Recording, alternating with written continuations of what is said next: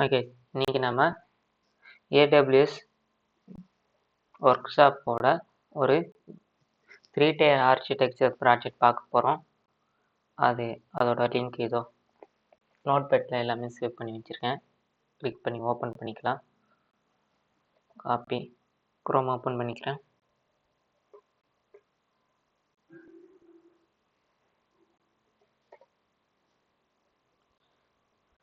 இது AWS work shop studio. இதில் கொடுத்துருக்கிற ப்ராஜெக்ட் தான் இப்போ இன்னைக்கு நம்ம பண்ண போகிறோம். இதுலேயும் எல்லா கைடன்ஸும் கொடுத்துருப்பாங்க.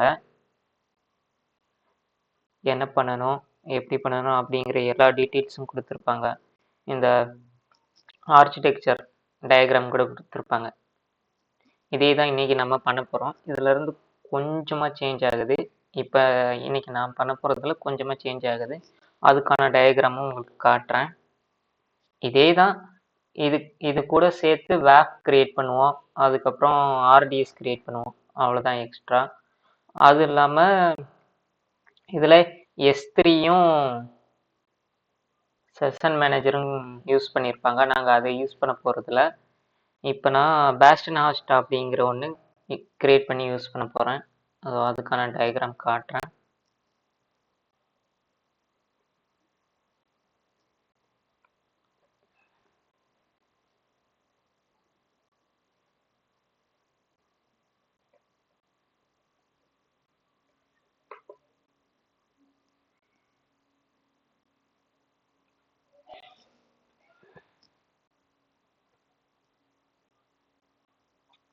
இதுதான் அதுக்கான டயக்ராம்.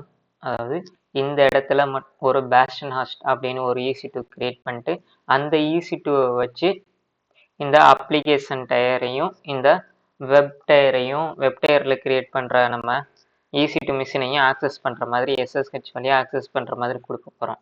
அதுக்கு மட்டும்தான் இந்த பேஸ்டன் ஹாஸ்ட்.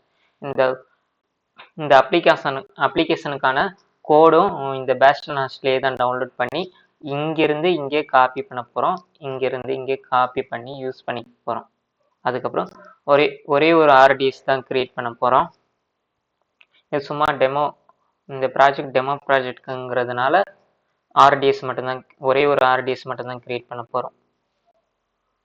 ஓகே, அதுக்கப்புறம் இதே மாதிரி தான் இங்கிருந்து ப்ரைவேட் சப்நெட்டில் இருந்து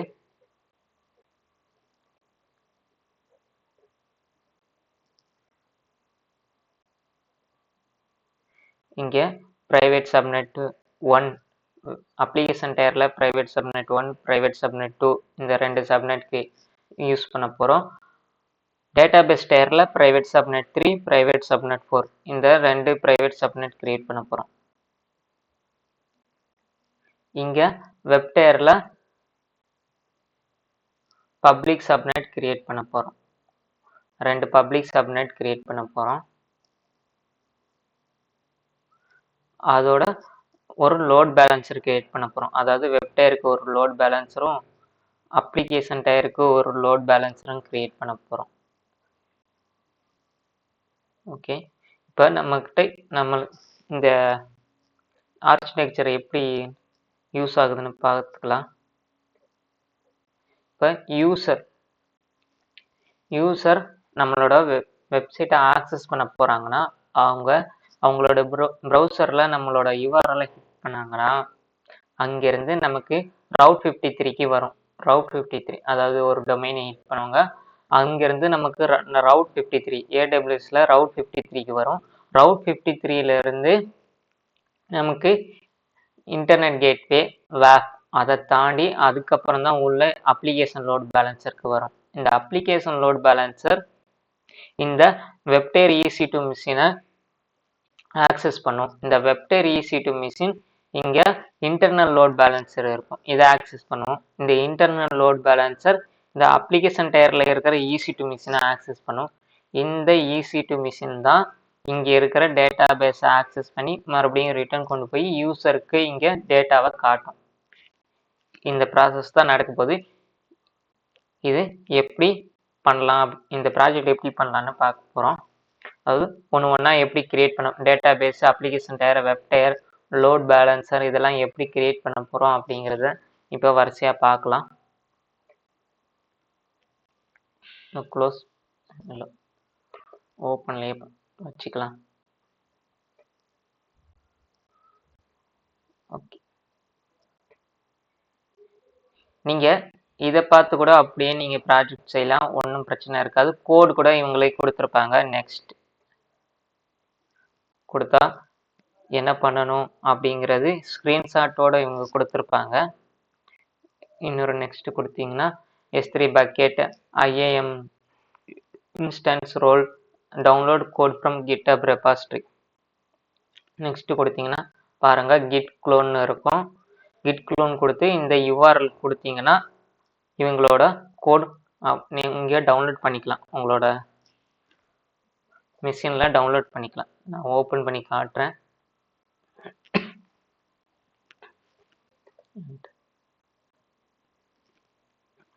இதுதான் இந்த வெப்சைட்ல கொடுத்துருக்கிற கோடு. இதுதான், இதே தான் நானும் யூஸ் பண்ண போறேன். ஆனா இங்க இருக்கிற கோடு நான் யூஸ் பண்ண போறதுல 1-2 சேஞ்ச் பண்ணியிருப்பேன்.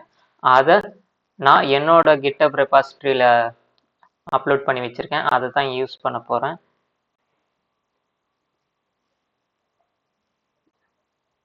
அந்த கோடிங் கொடுத்துருக்கேன், காப்பி பேஸ்ட். இதோ நான் யூஸ் பண்ண போறது என்னோட ரெபாசிட்டரியில் இருக்கிற கோடு தான் யூஸ் பண்ண போறேன்.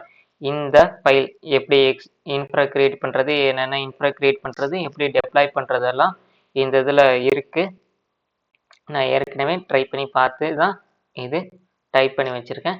இந்த ஃபைலும் நான் இதோட இந்த வீடியோ அப்லோட் பண்ணும்போது இதோட சேர்த்து அப்லோட் பண்ணி விட்டுறேன். இந்த ஃபைல் இந்த ரெபாசிட்டரிக்குள்ள அப்லோட் பண்ணி விட்டுறேன்.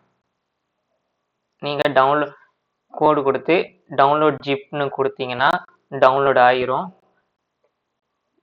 டவுன்லோட் ஜிப்னு கொடுத்தீங்கன்னா டவுன்லோட் ஆயிரும் உங்களுக்கு. இதை நீங்க டவுன்லோட்ல போய் பார்த்துக்கலாம். ஏதோ எக்ஸ்ட்ராக்ட் ஆல் கொடுத்தீங்கன்னா எக்ஸ்ட்ராக்ட் ஆகி ஒரு ஃபைலா வந்துடும். ஓகே, இதோ ஃபைல் ஒரு ஃபோல்டரா வந்துருச்சா. இதுக்குள்ள போனீங்கன்னா எல்லா கோடுமே இதுக்குள்ளேயே இருக்கும். நீங்க டவுன்லோட் பண்ணி இந்த மாதிரி கூட யூஸ் பண்ணிக்கலாம். நான் இந்த இடத்துல அப்லோட் பண்ணி வைக்கிறேன். இந்த ஃபைலை இந்த இடத்துலயே அப்லோட் பண்ணி வைக்கிறேன். ஓகே, நீங்க அதை யூஸ் பண்ணிக்கலாம்.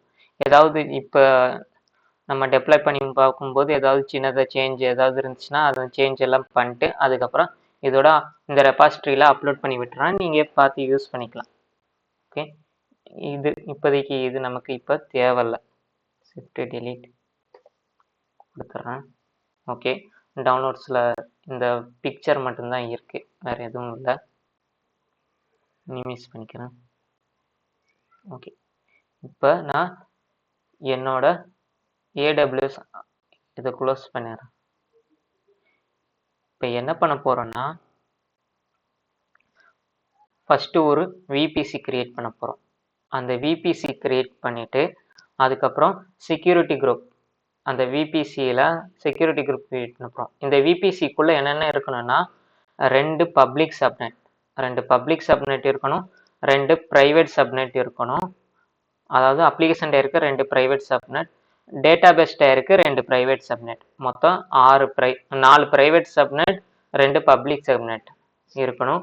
அதோட ஒரு நேட் கேட்வே இருக்கணும். இந்த பிரைவேட் சப்நெட்டுக்கெல்லாம் ஒரு நேட் கேட்வே இருக்கணும். ஓகே, அதுக்கப்புறம் இந்த 2 பப்ளிக் சப்நெட்டுக்கு ஒரு இன்டர்நெட் கேட்வே இருக்கணும். அப்ளிகேஷன் லோட் பேலன்சர் இதுக்கெல்லாமே இன்டர்நெட் கேட்வே இருக்கணும். இதுக்கப்புறம் இதுக்கெல்லாம் நம்ம செக்யூரிட்டி குரூப் கிரியேட் பண்ண போறோம். மொத்தம் 6 செக்யூரிட்டி குரூப் கிரியேட் பண்ண போறோம். ஃபர்ஸ்ட் செக்யூரிட்டி குரூப் இந்த பேஸ்டன் ஹாஸ்ட். இந்த பேஸ்டன் ஹாஸ்ட் வந்து அதாவது EC2 மிஷினுக்கெல்லாம் SSH ஆக்சஸ் கொடுக்கணும். அதுக்கப்புறம் இந்த லோட் பேலன்சருக்கெல்லாம் HTTP ஆக்சஸ் கொடுக்கணும். HTTP இல்லைன்னா HTTPS நீங்க என்ன கொடுக்குறீங்களோ கொடுத்துக்கலாம். சர்டிஃபிகேட் இருந்துச்சுன்னா HTTPS கொடுத்துக்கலாம். ஸோ இங்கே இப்போ நம்ம இந்த எக்ஸ்டர்னல் லோட் பேலன்சருக்கு HTTPS தான் கொடுக்க போகிறோம். இன்டர்னல் லோட் பேலன்சருக்கு வெறும் HTTP தான் கொடுக்க போகிறோம். இதுக்கப்புறம் இந்த டேட்டா பேஸ்க்கு MySQL போர்ட் ஓப்பன் பண்ண போகிறோம்.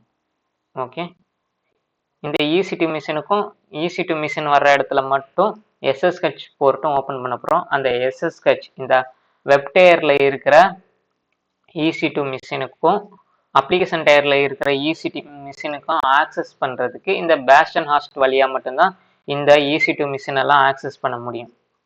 வேற எதுலையும் ஆக்சஸ் பண்ண முடியாது. அந்த மாதிரி தான் செக்யூரிட்டி குரூப் கொடுக்க போகிறோம். அதுக்கப்புறம் இந்த அப்ளிகேஷன் லோட் பேலன்சர் யார் வேணாலும் ஆக்சஸ் பண்ணிக்கலாம். இந்த அப்ளிகேஷன் லோட் பேலன்சர் வழியா இந்த EC2 மிஷின் ஆக்சஸ் பண்ற மாதிரி கொடுக்க போறோம். அதாவது இந்த அப்ளிகேஷன் லோட் பேலன்சர் மட்டும்தான் இந்த EC2 மிஷின் ஆக்சஸ் பண்ண முடியும். வேற யாருமே ஆக்சஸ் பண்ண முடியாது. இங்க இருக்கிற EC2 மிஷின் எல்லாம் இந்த லோட் பேலன்சரை ஆக்சஸ் பண்ணும். வேற யாருமே ஆக்சஸ் பண்ண முடியாது. இதை இந்த லோட் பேலன்சர் இந்த EC2 மிஷின் ஆக்சஸ் பண்ணும். வேற யாருமே ஆக்சஸ் பண்ண முடியாது. இந்த EC2 மிஷின் தான் இந்த டேட்டா பேஸ் ஆக்சஸ் பண்ணும். வேற யாராலையும் ஆக்சஸ் பண்ண முடியாத மாதிரி கொடுக்க போறோம். இது மட்டும்தான் இன்டர்நெட் ஆக்சஸ் பண்ண போகுது. ஓகே, இந்த பேஸ்டன் ஹாஸ்ட்டை வந்து என்னோட ஐபியில மட்டும் ஆக்சஸ் பண்ற மாதிரி கொடுக்க போறோம். இந்த மாதிரி செக்யூரிட்டி குரூப் எல்லாம் கிரியேட் பண்ணிட்டு இதுக்கப்புறம் நம்ம டேட்டாபேஸ் சர்வர் கிரியேட் பண்ண போறோம். டேட்டாபேஸ் சர்வர் என்னதுன்னா MySQL யூஸ் பண்ண போறோம். அதுக்கப்புறம் அப்ளிகேஷன் பேக்எண்ட் வந்து நோட்ல கோடு எழுதி இருக்கிறதுனால நோடு இன்ஸ்டால் பண்ணி டெப்ளாய் பண்ண போறோம். அதுக்கப்புறம் load balancer internal load balancer create பண்ண போறோம். அதுக்கப்புறம் வெப்டேர்ல ஃப்ரண்ட் எண்ட் ரன் ஆகுறதுக்கு நோட்லயே தான் அதுவும் கோட் எழுதியிருக்காங்க. ஸோ அதனால இங்கேயும் நோடு இன்ஸ்டால் பண்ணி டெப்ளாய் பண்ண போறோம். இது வெளியே கொண்டு வர்றதுக்கு, அதாவது வெப் சர்வர்ல கொண்டு போறதுக்கு Nginx வெப் சர்வர் யூஸ் பண்ண போறோம். வெப்ல கொண்டு போறதுக்கு Nginx வெப் சர்வர் யூஸ் பண்ண போறோம். Okay, Nginx web server deploy பண்ணதுக்கு அப்புறம் நம்ம இந்த எக்ஸ்டர்னல் லோட் பேலன்சர் கிரியேட் பண்ண போறோம். இந்த எக்ஸ்டர்னல் லோட் பேலன்சர் கிரியேட் பண்ணதுக்கு அப்புறம் இங்க நம்ம Route 53யும் WAF-உம் கிரியேட் பண்ண போறோம். அவ்வளவுதான், இதோட இந்த ப்ராஜெக்ட் முடிஞ்சிடும். ஓகே, இப்போ நம்ம ஃபர்ஸ்டா என்னென்ன பண்ணலான்னு நம்ம ப்ராக்டிக்கலுக்கு போயிடலாம். ஃபர்ஸ்ட் நான் என்னோட AWS அக்கௌண்ட் ஓப்பன் பண்ணிக்கிறேன்.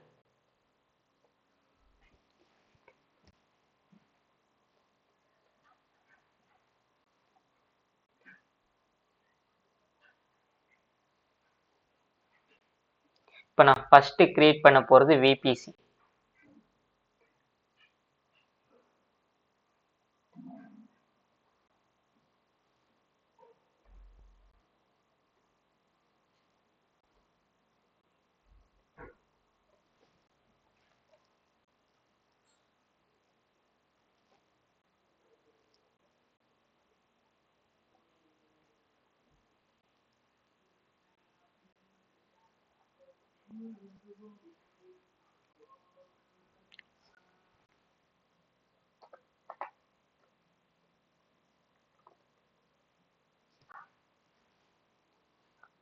என்னோட AWS கன்சோல் லாகின் பண்ணியாச்சு.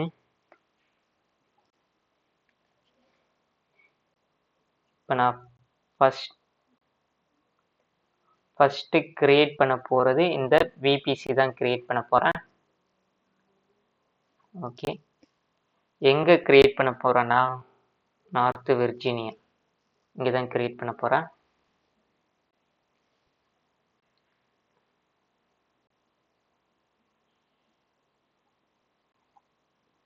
ஓகே, இங்க VPCன்னு சர்ச் பண்ணிட்டு ஓப்பன் பண்ணிக்கிறேன்.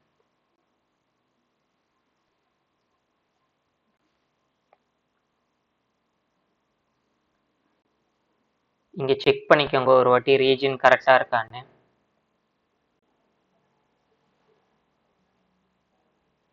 டிஃபால்ட்டா ஏற்கனவே ஒரு VPC இருக்கும். ஒவ்வொரு ரீஜனுக்கும் டிஃபால்ட்டா ஒரு VPC இருக்கும். இதை நம்ம யூஸ் பண்ண போறதுல புதுசாக தான் கிரியேட் பண்ண போறோம். அதனால கிரியேட் VPC இங்கே விபிசி ஒன்லி ஒரு ஆப்ஷன் இருக்கும், விபிசி அண்ட் மோர் இருக்கும். விபிசி ஒன்லி கொடுத்தீங்கன்னா விபிசி மட்டும்தான் கிரியேட் ஆகும். அதுக்கப்புறம் மறுபடியும் பப்ளிக் சப்நெட் கிரியேட் பண்ணணும், ரவுட் டேபிள் கிரியேட் பண்ணணும், இன்டர்நெட் கேட்வே, நேட் கேட்வே இதெல்லாம் அசோசியேட்டும் பண்ண வேண்டியது இருக்கும். இதுவே விபிசி அண்ட் மோர் கொடுத்தீங்கன்னா எல்லாமே ஒரே நேரத்தில் ஒரே இடத்துல கிரியேட் பண்ணிடலாம், ஒரே கிளிக்கில் முடிச்சிடலாம் எல்லா வேலையும். இங்கே மேப் கொடுத்துருப்பாங்க. நெட்வொர்க் கனெக்ஷனில் internet gateway, route table, subnet, VPC இது எல்லாமே ஒரே இடத்துல கிரியேட் பண்ணிடலாம். இதுக்கான ஆப்ஷன் நம்ம டக்குன்னு முடிச்சிடலாம். விபிசி அண்ட் மோர் செலக்ட் பண்ணிக்கிறேன். நேம் ப்ராஜெக்ட் நேம் கொடுத்துக்கிறேன். VPC name project. IP address இதே இருக்கட்டும், /16 10.16. IPv6 அட்ரஸ் வேணாம். Number of availability zone 2 availability zone இருந்தால் போதும். பாருங்க, யூஎஸ் 2 அவைலபிலிட்டி ஜோன் தான் நமக்கு தேவைப்படுது. ஸோ 2 அவைலபிலிட்டி ஜோன் போதும். Okay. Public subnet, number of public subnet நமக்கு 2 பப்ளிக் சப்நெட் இருந்தால் போதும். அதனால் 2 கொடுக்குறேன். 2 இதான் இருக்கு. நம்பர் ஆஃப் ப்ரைவேட் சப்நெட் நமக்கு 4 ப்ரைவேட் சப்நெட் தேவை. அதாவது டேட்டாபேஸ் டேருக்கு 2 ப்ரைவேட் சப்நெட், அப்ளிகேஷன் டேருக்கு 2 private subnet. So 4 private subnet வேணும். 4 ப்ரைவேட் சப்நெட் கொடுத்துக்கிறேன். நேட் கேட்வேவும் வேணும் நமக்கு. இங்கே நேட் கேட்வேயும் கொடுத்துருக்காங்க. ஸோ ப்ரைவேட் சப்நெட் யூஸ் பண்ணுறதுக்கு, அதாவது ப்ரைவேட் சப்நெட்டில் இன்டர்நெட் ஆக்சஸ் வேணும்னா இந்த நேட் கேட்வே வழியாக தான் வரும். ஸோ அதனால் நமக்கு கண்டிப்பாக நேட் கேட்வேயும் வேணும்.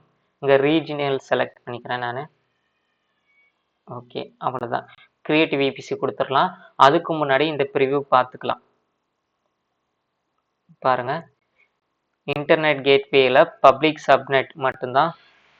இன்டர்நெட் கேட்வேவில் public subnet 2 public subnet, public 1 public 2 அப்படின்னு கிரியேட் ஆகுது.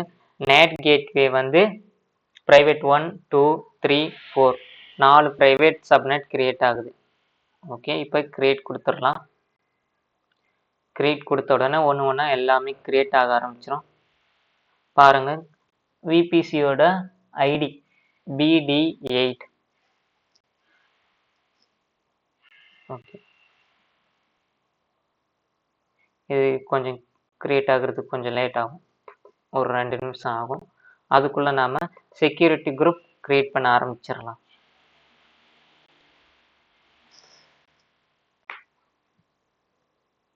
இங்கே செக்யூரிட்டி குரூப்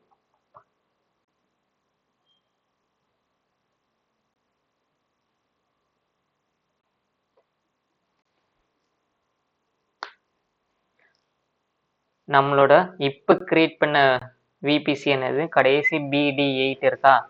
ஒரு விபிசி கிரியேட் பண்ணாலே ஆட்டோமேட்டிக்காக ஒரு டிஃபால்ட்டாக ஒரு செக்யூரிட்டி குரூப் கிரியேட் ஆயிரும். இந்த செக்யூரிட்டி குரூப் நம்ம யூஸ் பண்ண போகிறதுல டம்மின்னு போட்டு விட்டுறலாம். ஓகே, சரி. இதுக்குள்ளே இருக்கிற எல்லா ரூல்ஸுமே ரிமூவ் பண்ணி விட்டுறலாம். Inbound rules, outbound rules எல்லாமே ரிமூவ் பண்ணி விட்டுறலாம். delete. அவுட் பவுண்ட் ரூல்ஸும் ரிமூவ் பண்ணி விட்டுறலாம்.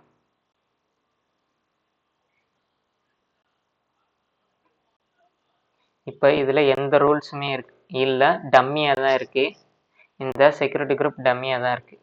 ஓகே, இப்போ நம்ம புதுசாக ஒரு செக்யூரிட்டி குரூப் கிரியேட் பண்ண போகிறோம். இப்போ நம்ம ஃபஸ்ட்டு கிரியேட் பண்ண போகிற செக்யூரிட்டி குரூப் என்னென்னா இந்த base ten ஹாஸ்ட்டுக்கான security group.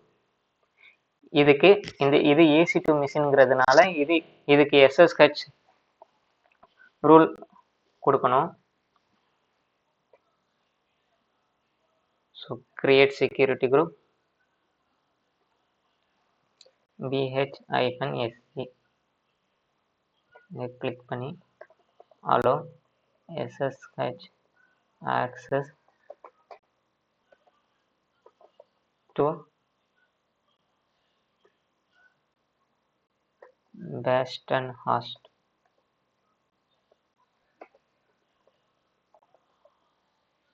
access to my IP only.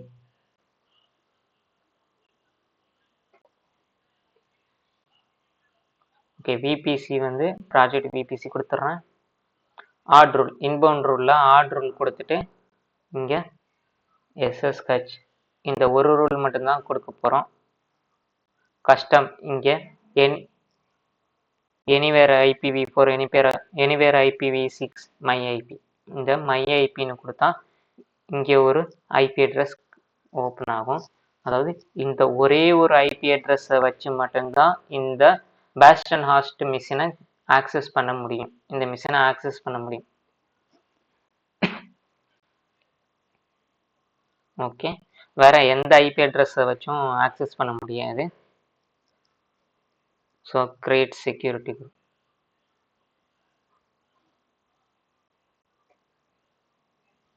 VBC எல்லாமே create, VBC ரவுட்டேபிள் subnet NAT gateway எல்லாமே கிரியேட் ஆகி முடிஞ்சிருச்சு. இது க்ளோஸ் பண்ணிக்கலாம். ஓகே, ஒரு செக்யூரிட்டி குரூப் கிரியேட் பண்ணியாச்சு. இதுக்கு பேர் டேக் கொடுத்துடலாம், BH-SG. ஓகே, இப்போ நம்ம ரெண்டாவது செக்யூரிட்டி குரூப் கிரியேட் பண்ண போகிறோம். இந்த அப்ளிகேஷன் லோட் பேலன்சருக்கான செக்யூரிட்டி குரூப் கிரியேட் பண்ண போகிறோம்.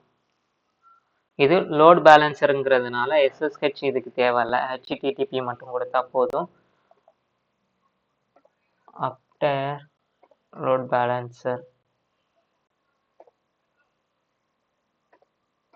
security group.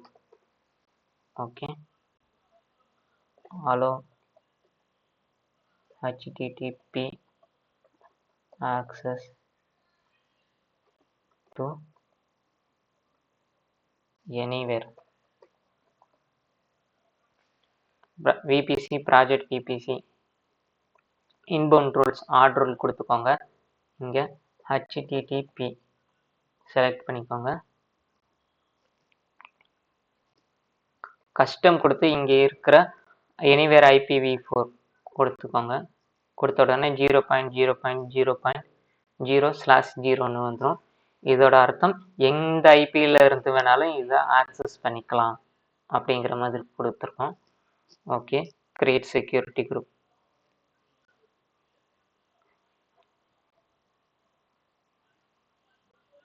ரெண்டாவது செக்யூரிட்டி குரூப் கிரியேட் பண்ணியாச்சு.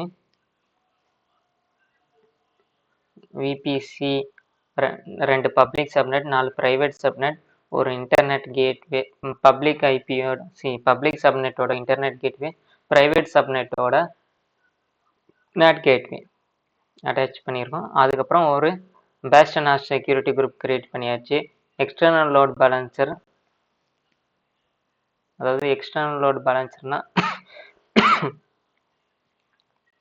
அதைத்தான் இங்கே அப்டேர் லோட் பேலன்சர்னு கொடுத்துருக்கேன்.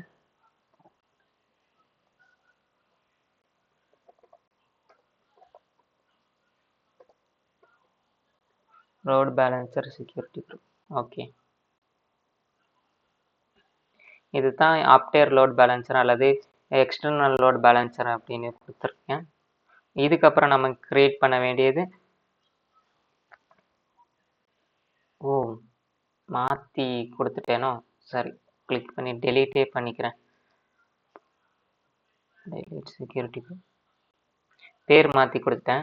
நம்ம இதில் இருக்கிற மாதிரியே கிரியேட் பண்ணிக்கலாம், எக்ஸ்டர்னல் லோட் பேலன்சர் செக்யூரிட்டி குரூப்னு. Okay, create security group, external load balancer security group, allow HTTP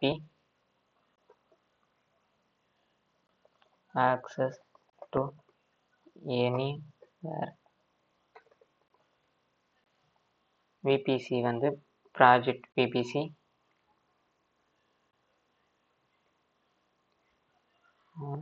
HTTP port range 80 ஆட்டோமேட்டிக்காக செலக்ட் ஆயிரும். இதை நம்ம சேஞ்ச் பண்ண முடியாது. இங்கே HTTPன்னு செலக்ட் பண்ணோம்னா இங்கே போர்ட் ரேஞ்ச் நம்ம சேஞ்ச் பண்ண முடியாது. இதோட டிஃபால்ட் போர்ட் ரேஞ்ச் என்னவோ அதே தான் இங்கே வரும். இங்கே எனிவேர் IPv4 கிரியேட் டேக் கொடுத்துட்றேன். இதே நேம் கொடுத்துட்றோம். அப்படி நியூ டேக் நேம் இதை இங்கே பேஸ்ட் பண்ணிடுறேன். அவ்வளோதான். கிரியேட் செக்யூரிட்டி குரூப் கிரியேட் ஆயிடுச்சு. இப்போ நம்ம 2 செக்யூரிட்டி குரூப் கிரியேட் பண்ணியாச்சு.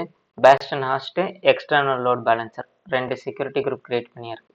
அதாவது பேஸ்டன் ஹாஸ்ட்டுக்கு ஒரு செக்யூரிட்டி குரூப், இந்த லோட் பேலன்சருக்கு ஒரு செக்யூரிட்டி குரூப் கிரியேட் பண்ணியாச்சு.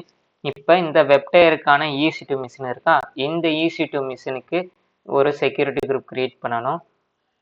அதை வெப்டயர் செக்யூரிட்டி குரூப்னு பேர் வச்சுக்கலாம். Create security group.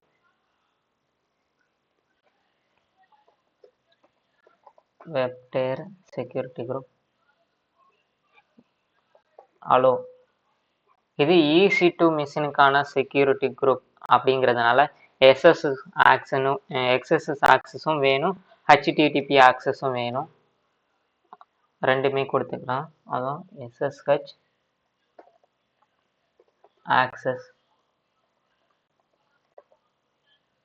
To bastion host security group. அதாவது ஆக்சஸே இன்னொரு செக்யூரிட்டி குரூப்புக்கு தான் கொடுக்க போகிறோம். எந்த ஒரு IP அட்ரஸ்க்கு தனியாக கொடுக்க போகிறதுல செக்யூரிட்டி குரூப்புக்கு தான் கொடுக்க போகிறோம். அண்ட் HTTP ஆக்சஸ் டு இதுக்கு முன்னாடி கிரியேட் பண்ண external load balancer security group. Okay. Project VPC inbound rule. இங்கே SSH செலக்ட் பண்ணிக்கோங்க. 22 வந்துடும். இங்கே கஸ்டம்னு கிளிக் பண்ணிங்கன்னா நீங்கள் இங்கே இருக்கிற எதுவுமே கொடுக்கக்கூடாது. இங்கே வந்து செலக்ட் பண்ணிங்கன்னா இங்கே CADR பிளாக்ஸ்னு வரும். அதுக்கு கீழே வந்தீங்கன்னா செக்யூரிட்டி குரூப்ஸ்னு வரும். இந்த செக்யூரிட்டி குரூப்பில் SSHக்கு பேஸ்டன் ஹாஸ்ட் செக்யூரிட்டி குரூப் இதுக்கு முன்னாடி கிரியேட் பண்ணுவோம்ல, அந்த செக்யூரிட்டி குரூப்பை கிளிக் பண்ணிக்கோங்க. இன்னொரு ரூல் எதுக்குன்னா HTTPக்கு இது போர்ட் நம்பர் 80 இருக்கட்டும். இங்கேயும் வந்து இதை கிளிக் பண்ணிங்கன்னா செக்யூரிட்டி குரூப் கீழே வரும். இந்த செக்யூரிட்டி குரூப்பில் எக்ஸ்டர்னல் லோட் பேலன்சர் இருக்கா, இதை செலக்ட் பண்ணிக்கோங்க. ஏன்னா உங்களோட இந்த EC2 மிஷினை இந்த எக்ஸ்டர்னல் லோட் பேலன்சர் மட்டும்தான் ஆக்சஸ் பண்ணணும், வேற யாருமே ஆக்சஸ் பண்ணக்கூடாது. அதுக்காக தான் இது கொடுத்துருக்கோம்.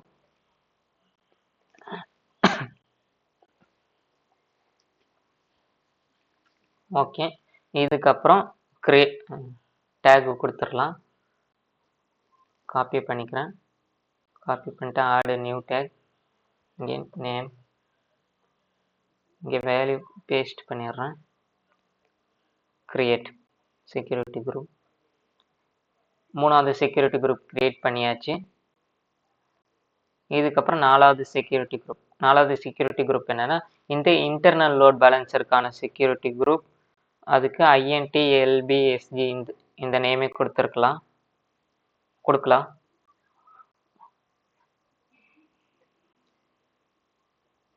Create security group internal load balancer security group allow. இதுக்கு SSH தேவையில்லை. இதுக்கு நாம HTTP ஆக்சஸ் மட்டுமே கொடுக்க போகிறோம். ஆக்சஸ் டு யாருக்கு கொடுக்க போகிறோம்னா வெப்டயர் செக்யூரிட்டி குரூப். இந்த செக்யூரிட்டி குரூப்புக்கு மட்டும்தான் இதோட HTTP ஆக்சஸ் கொடுக்க போகிறோம்.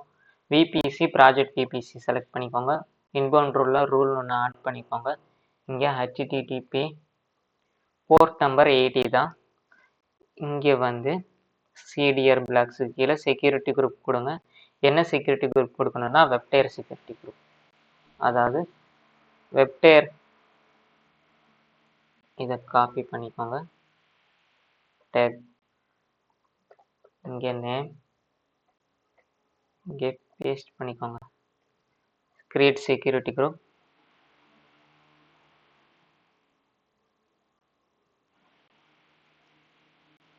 இன்டர்னல் லோட் பேலன்சருக்கான செக்யூரிட்டி குரூப் கொடுத்தாச்சு. அதுக்கப்புறம் நம்ம கிரியேட் பண்ண வேண்டியது இந்த அப்ளிகேஷன் டயர் ரன் ஆகிற EC2 மிஷினுக்கான செக்யூரிட்டி குரூப் கிரியேட் பண்ண போகிறோம். Create security group app tier security group. இது EC2 மிஷின் ரன் ஆகுறதுனால allow SSH access to Bastion host security group and HTTP access to internal load balancer security group. இங்க 4000 போட்டுக்கோங்க.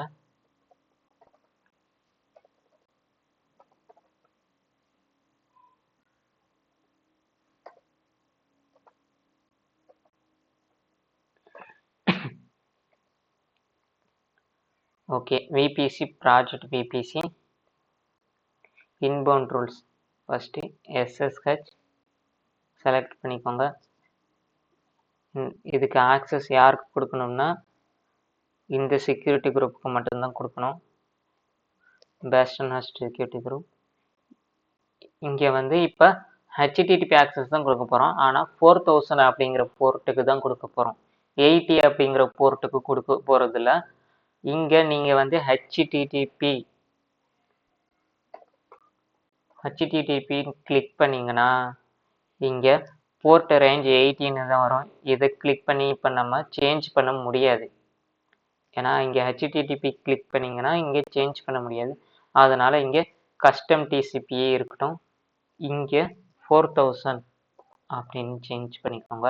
ஏன்னா இந்த பேக் அண்ட் அப்ளிகேஷன் 4000 அப்படிங்கிற ஒரு போர்ட்டில் தான் ரன் ஆக போகுது.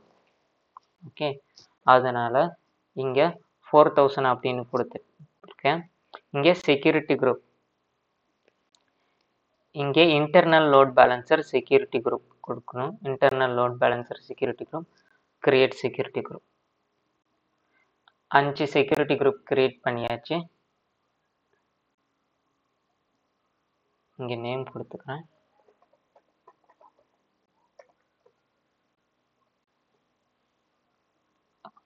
இதுக்கப்புறம் 6வது செக்யூரிட்டி குரூப் கிரியேட் பண்ண போகிறோம். இது எதுக்காகனா இந்த டேட்டா பேஸுக்கான security group. Okay, DB security group allow MySQL access to Aptare security group. VPC வந்து project VPC inbound rules order rule கொடுத்துக்கோங்க. இங்கே MySQLன்னு சர்ச் பண்ணிக்கோங்க.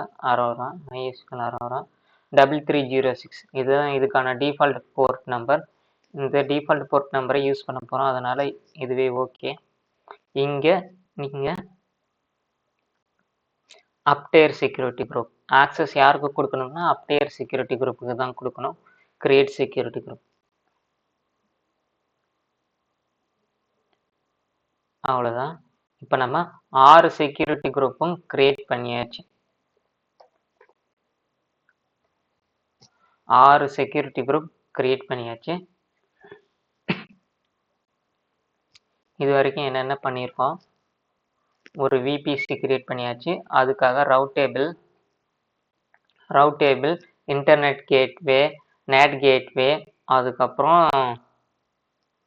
இந்த public subnet 2 public subnet 4 private subnet இதெல்லாம் கிரியேட் பண்ணியாச்சு. இதெல்லாம் ஆக்சஸ் பண்ணுறதுக்கான HTTP அதுக்கப்புறம் SSH ரூல்ஸ் எல்லாம் ஆட் பண்ணியாச்சு செக்யூரிட்டி குரூப்பில். இதுக்கப்புறம் நம்ம என்ன கிரியேட் பண்ண போகிறோம்னா இந்த டேட்டாபேஸ் சர்வர் கிரியேட் பண்ண போகிறோம். ஓகே, இப்போ நம்ம இதுக்குள்ளே போய்க்கலாம். RDS ஓப்பன் பண்ணிக்கிறேன்.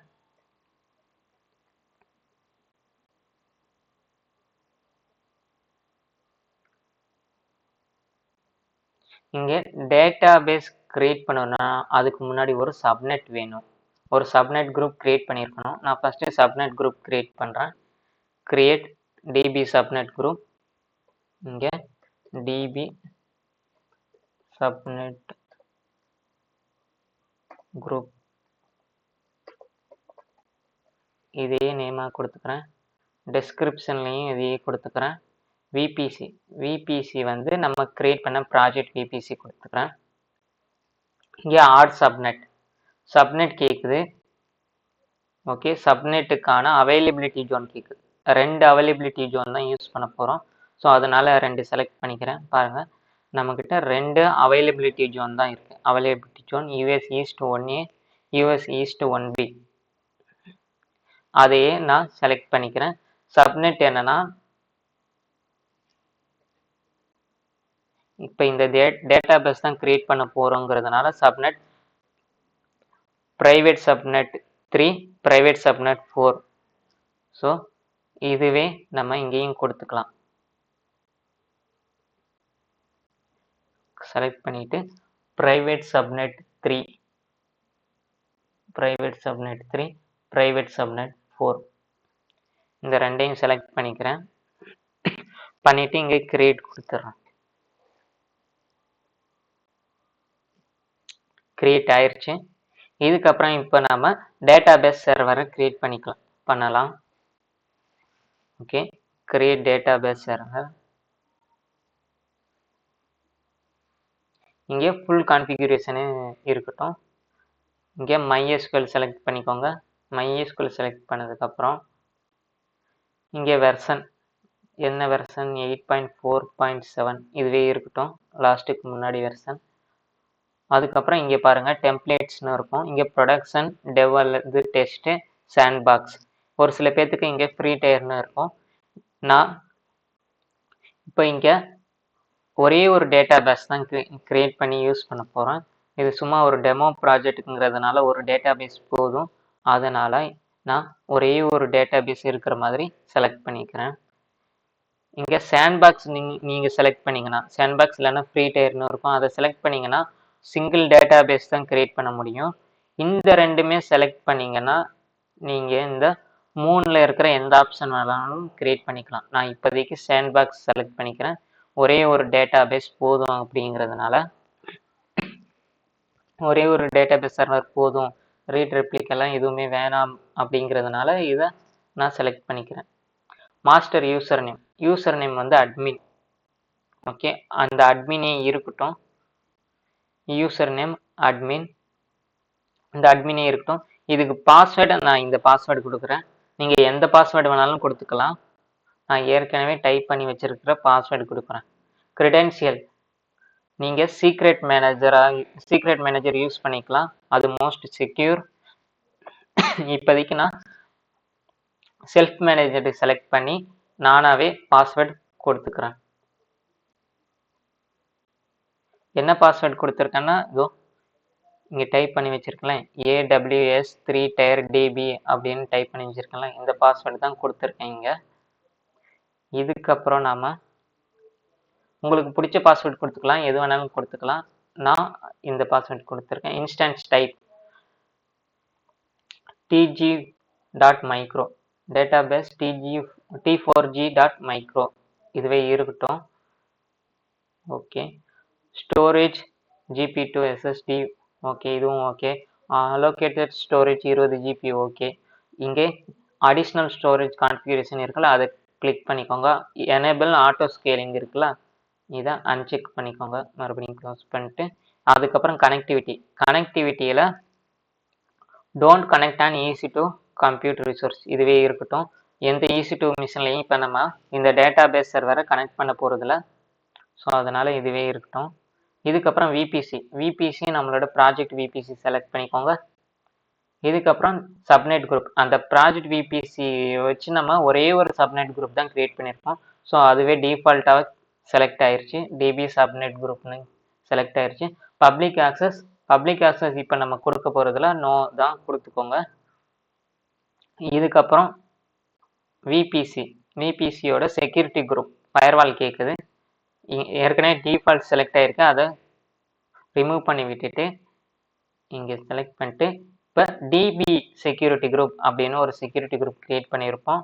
அதை நீங்கள் செலக்ட் பண்ணிவிட்டு க்ளோஸ் பண்ணிடுங்க.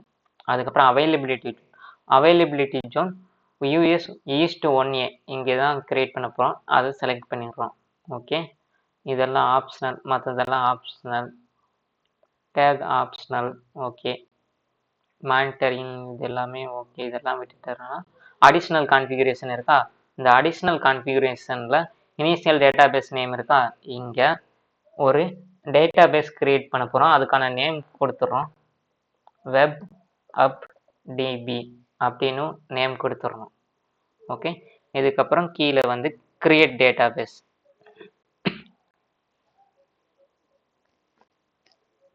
இப்போ கிரியேட் ஆகிக்கிட்டு இருக்கு,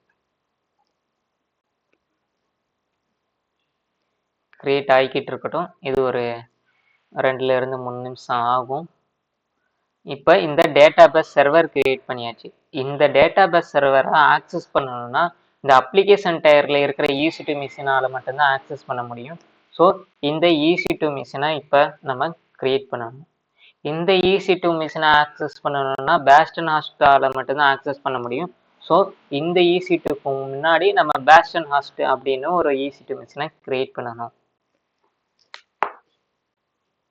ஓகே, அந்த EC2 இன்ஸ்டன்ஸ், இந்த EC2 இன்ஸ்டன்ஸ் வழியாக மட்டும்தான் இந்த RDSல ஆக்சஸ் பண்ண முடியும். இந்த வழியாக மட்டும்தான் இதை லாகின் பண்ணி ஒரு டேபிள் கிரியேட் பண்ணிட்டு அதுக்குள்ளே ஒரு டேட்டாவை ஆட் பண்ண முடியும். ஓகே, நம்ம ஃபஸ்ட்டு EC2 இன்ஸ்டன்ஸை கிரியேட் பண்ணிக்கலாம்.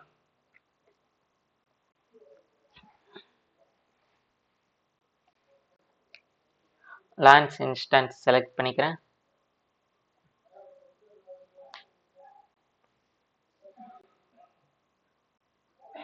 இங்கே பேஸ்டன் ஹாஸ்ட், நான் எனக்கு உபுண்டு ஃபெமிலியருங்கிறதுனால உபுண்டு கொடுத்துக்கிறேன். AMI உபுண்டு கொடுத்தாச்சு. அதுக்கப்புறம் instance type T3 micro. Okay, அதுவே இருக்கட்டும். கீபேர் இருங்க, புதுசாக ஒரு கீபேர் கிரியேட் பண்ணிக்கலாம்.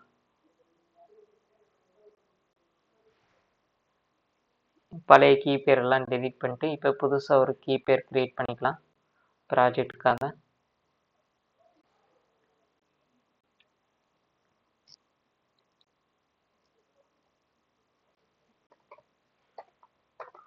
பழைய கீபேர் எல்லாம் டெலீட் பண்ணிடுறேன். புதுசாக ஒரு கீபேர் கிரியேட் பண்ணுறேன். கீபேருக்கு நேம் AWS ப்ராஜெக்ட் அப்படின்னு கொடுத்துட்றேன். கீபேர் டைப் RSA .pem இந்த ஃபார்மேட்டில் தான் நான் கிரியேட் பண்ண போகிறேன். ஸோ கிரியேட் கீபேர் கிரியேட் ஆகி எனக்கு டவுன்லோட் ஆயிடுச்சு பாருங்கள். AWS project.pem என்னோட ஃபோல்டரில் போய் செக் பண்ணிக்கலாம். டவுன்லோட் ஃபோல்டரில் பாருங்கள் AWS project.pem வந்துருச்சா? ஓகே,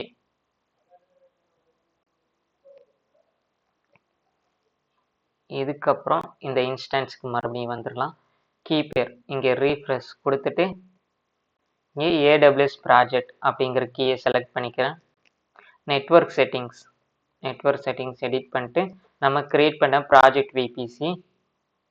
இங்கே சப்நெட் தான் என்ன கொடுக்கும், பேஸ்டன் ஹாஸ்ட்டுக்கு என்ன சப்நெட் கொடுக்கணும், பப்ளிக் சப்நெட் 1 தான் கொடுக்கணும். ஸோ நான் பப்ளிக் சப்நெட் 1 கொடுத்துட்றேன்.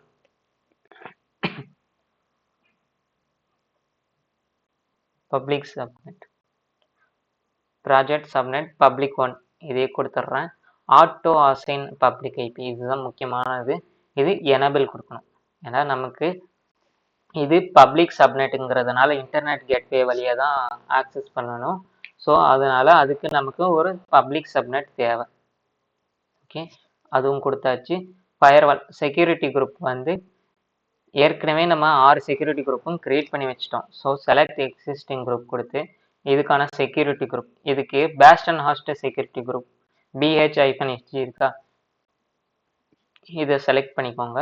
கான்ஃபிகரேஷன் மற்றது எல்லாமே ஓகே தான், ஸ்டோரேஜ் ஓகே தான். லான்ச் இன்ஸ்டன்ஸ்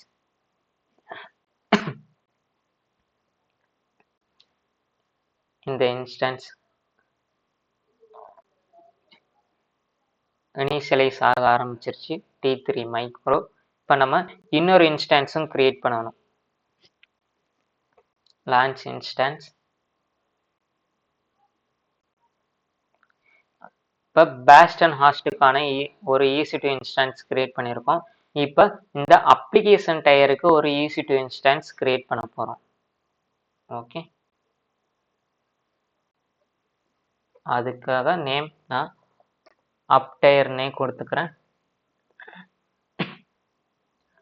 அப்டயர் AMI உபுண்டு கொடுத்துக்கிறேன். உபுண்டு சர்வர் வந்து 24.04.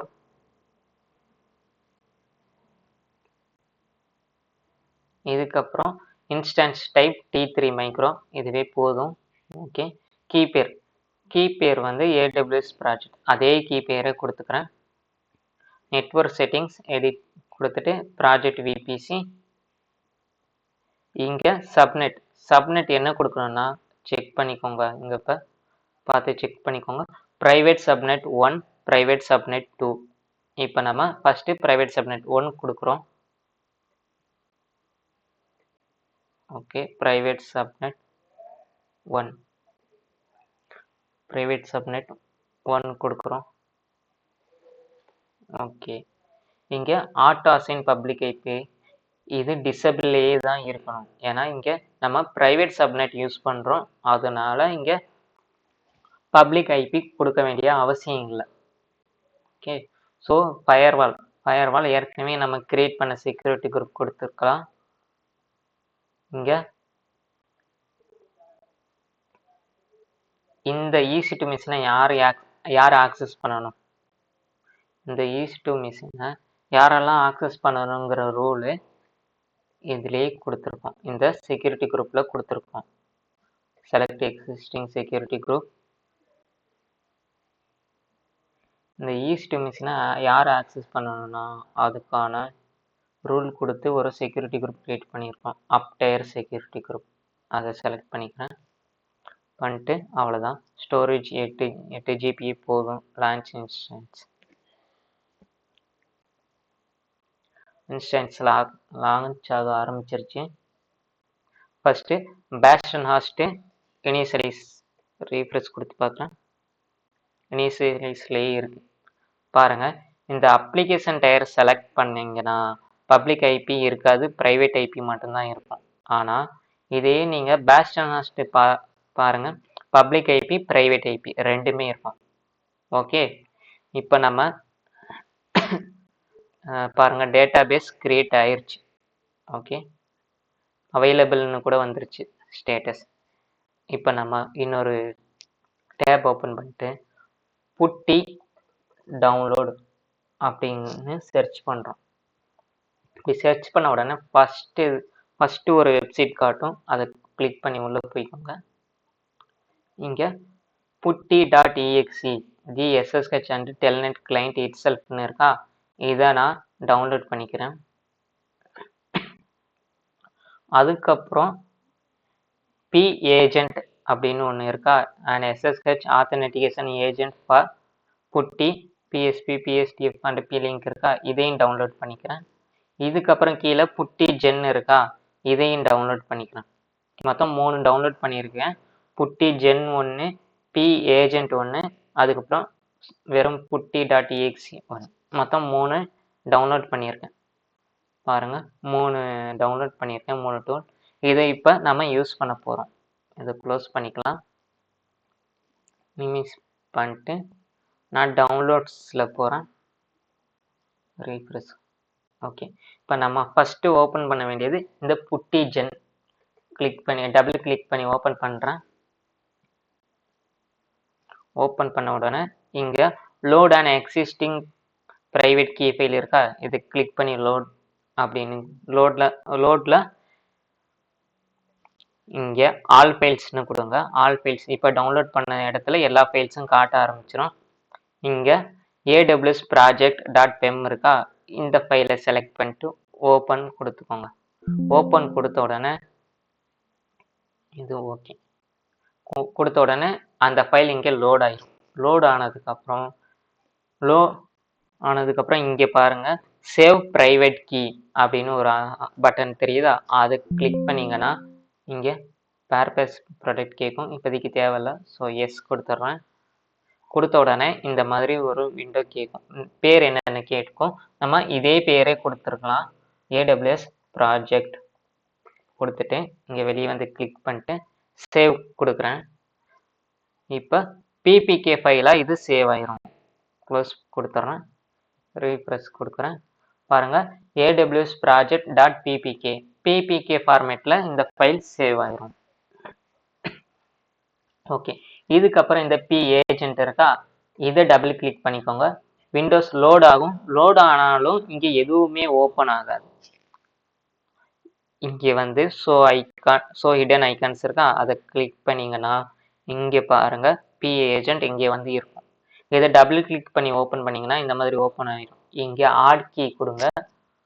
ஆட் கீ கொடுத்தீங்கன்னா இங்கே AWS ப்ராஜெக்ட் .ppk டவுன்லோட்ஸில் காட்டுதா, இதை செலக்ட் பண்ணி ஓப்பன் பண்ணிக்கோங்க. ஓப்பன் பண்ணிங்கன்னா இதோ இந்த இடத்துல இங்கே ஒரு கீ ஆட் ஆகிடும். ஆட் ஆன உடனே இங்கே க்ளோஸ் கொடுத்துடலாம். இங்கே க்ளோஸ் கொடுத்தாலும் இங்கே பேக்ரவுண்டில் ரன் ஆகிக்கிட்டு தான் இருக்கும். நீங்கள் இதை ரைட் கிளிக் பண்ணி எக்ஸிட் கொடுத்தா மட்டும்தான் போகும். அது வரைக்கும் ரன் ஆகிக்கிட்டே இருக்கும். இந்த சிஸ்டம் ஆஃப் ஆகுற வரைக்கும் ரன் ஆகிக்கிட்டே தான் இருக்கும். ஓகே, இதுக்கப்புறம் இந்த புட்டி இதை டபுள் கிளிக் பண்ணி ஓப்பன் பண்ணிக்கோங்க. ஓப்பன் பண்ணிட்டு இதை க்ளோஸ் பண்ணிடலாம். இப்போ குரோம் ப்ரௌசரை ஓப்பன் பண்ணிக்கிறேன். இன்ஸ்டன்ஸுக்குள்ளே வரேன். ரீஃப்ரெஷ் கொடுக்குறேன். ரெண்டு இன்ஸ்டன்ஸுமே 3x3 செக்ஸ் பாஸ்ட்னு வந்துருச்சு. இப்போ இந்த பேஸ்டன் ஹாஸ்ட்டுக்கான பப்ளிக் ஐபி இதை காப்பி பண்ணிக்கிறேன். பப்ளிக் ஐபி காப்பி பண்ணிட்டு இந்த இடத்துல வந்து இங்கே பேஸ்ட் பண்ணிடுறோம். ஓகே, இதுக்கப்புறம் இங்கே கனெக்ஷன் கிளிக் பண்ணிட்டு இந்த கனெக்ஷன் கரெக்டாக கனெக்ஷனை கிளிக் பண்ணிட்டு இங்கே 180 செகண்ட்ஸுக்கு ஒரு நல் பாக்கெட் சென்ட் ஆகுற மாதிரி கொடுத்துட்றேன். இங்கே SSH பக்கத்தில் ஒரு ப்ளஸ் பட்டன் இருக்கா, அதை கிளிக் பண்ணுங்கள். கிளிக் பண்ண உடனே இங்கே ஆத்துன்னு வருதா, அதை கிளிக் பண்ணுங்கள். ஆத்துங்கிறத கிளிக் பண்ணிங்கன்னா இங்கே அலோ ஏஜென்ட் ஃபார்வேர்டிங் அப்படின்னு ஒரு ஆப்ஷன் இருக்கும். அதை டிக் பண்ணிவிட்டு ஓப்பன் கொடுங்க.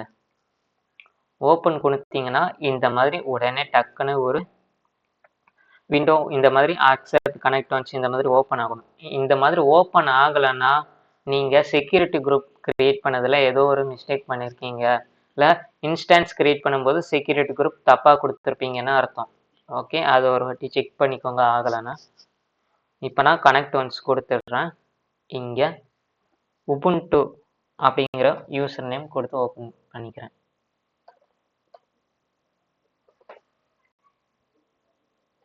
கொடுத்து உபுண்டுன்னு கொடுத்து என்டர் கொடுக்குறேன். பாருங்கள், இது லாகின் ஆயிரும். பாருங்கள் 10.0.8.67 இது பேஸ்டன் ஹாஸ்ட்டுக்கான ப்ரைவேட் ஐபி அட்ரஸ் 10.0.8.67. இப்போ நம்ம இந்த பேஸ்டன் ஹாஸ்ட் லாகின் பண்ணியாச்சு. ஓகே, இங்கே இருக்கிற பேஸ்டன் ஹாஸ்ட் தான் லாகின் பண்ணியிருக்கோம். இந்த இடத்துல நம்ம எதுவுமே பண்ண போகிறதில்ல. நம்ம எல்லா வேலையும் இந்த EC2 இந்த டேட்டா பேஸ்க்குள்ளே தான் பண்ண போகிறோம். ஆனால் இதெல்லாம் ஆக்சஸ் பண்ணணும்னா நமக்கு இந்த பேஸ்டன் ஹாஸ்ட் தேவை. ஓகே, அந்த மாதிரி தான் செக்யூரிட்டி குரூப் கொடுத்து வச்சுருக்கோம். இப்போ நம்ம ஃபஸ்ட்டு என்ன பண்ணணும்னா இந்த RDSல இந்த டேட்டாபேஸ் சர்வரில் ஒரு டேபிள் கிரியேட் பண்ணி அதில் ஒரு டேட்டா கொடுக்க வேண்டியது இருக்குது. ஓகே, அது கொடுக்கணும்னா இந்த டேட்டா பேஸை லாகின் பண்ணணும்னா இந்த EC2 வழியாக மட்டும்தான் லாகின் பண்ண முடியும். இந்த EC2 லாகின் பண்ணணும்னா இந்த பேஸ்டன் ஹாஸ்ட் வழியாக மட்டும்தான் லாகின் பண்ணணும். அதனால ஃபஸ்ட்டு இந்த பேஸ்டன் ஹாஸ்ட் லாகின் பண்ணிடுச்சு. இந்த பேஸ்டன் ஹாஸ்ட்ல இருந்து இப்போ இந்த EC2 அப்ளிகேஷன் டயருக்கான EC2 இப்போ லாகின் பண்ண போகிறோம். ஓகே, இப்போ அப்ளிகேஷன் டயர் அப்டயருக்கான ப்ரைவேட் ஐபி அட்ரஸ் இதை காப்பி பண்ணிக்கிறேன். காப்பி பண்ணிட்டு இங்கே வந்து பேஸ்டன் ஹாஸ்ட் லாகின் பண்ணதில் வந்து SSH ஸ்பேஸ் உபுண்டு அட் அந்த ஐபி அட்ரஸ் அப்ளிகேஷன் டயருக்கான ஐபி அட்ரஸ் 10.0.131.117 இது ப்ரைவேட் ஐபி அட்ரஸ். இந்த ப்ரைவேட் ஐபி அட்ரஸ் பேஸ்ட் பண்ணிட்டு என்டர் கொடுக்குறேன். என்டர் கொடுத்த உடனே பாருங்க ஃபிங்கர் பிரிண்ட் கேட்குது. ஓகே, இங்கே ஃபிங்கர் பிரிண்ட்டுக்கு எஸ் கொடுத்து என்டர் கொடுக்குறேன். பாருங்க, இப்போ ஓப்பன் ஆயிரும். ஓப்பன் ஆயிருச்சா? இது பாருங்க 10.0.131.117. இது இந்த அப்ளிகேஷன் டயருக்கான பிரைவேட் ஐபி அட்ரஸ். இப்போ நாம இதை லாகின் பண்ணியாச்சு. ஓகே, இப்போ இதை லாகின் பண்ணியாச்சு. இதுல இருந்து இந்த டேட்டாபேஸ் டயர்ல இருக்கிற சர்வரை லாகின் பண்ணணும். ஓகே, அதுக்கு முன்னாடி இந்த EC2 மிஷினை அப்கிரேட் பண்ணிக்கலாம். sudo apt update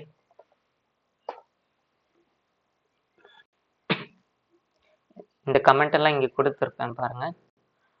download puttigen and pageant launch 2 instance and bastion host application database deployment கொடுத்துட்டு login bastion host sudo apt update sudo apt upgrade. Bastion ஹாஸ்டையும் நான் அப்கிரேட் பண்ணியிருக்கேன். இதில் நான் எதுவும் பண்ணல.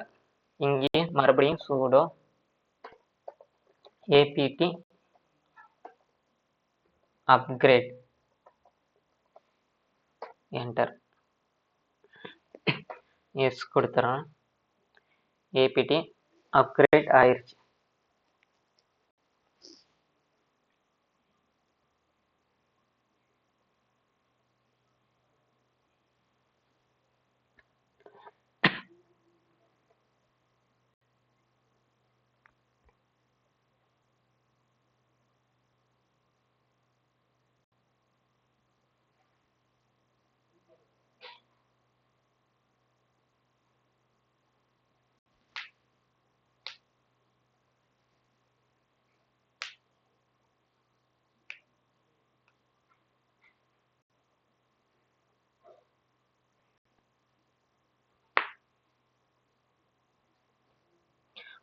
இது அப்கிரேட் ஆகி முடிய போகுது.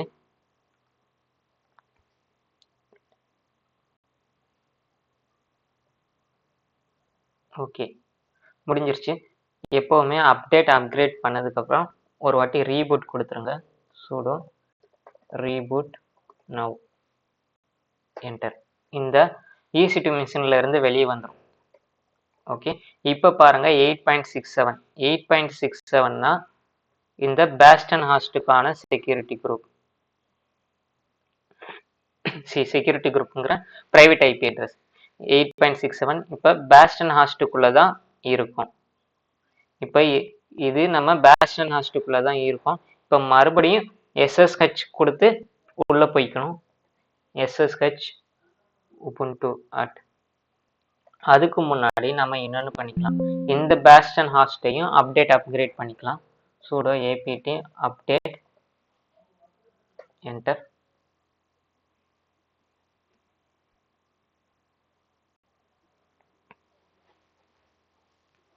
இது முன்னாடி பண்ணியிருக்கணும். நான் இந்த இடத்துல முன்னாடியே பண்ற மாதிரி தான் கொடுத்துருப்பேன். ஓகே, அதுக்கப்புறம் தான் அப்டேர் லாகின் பண்ணி அப்கிரேட் கொடுத்துருப்பேன். Okay, update sudo apt upgrade enter. S,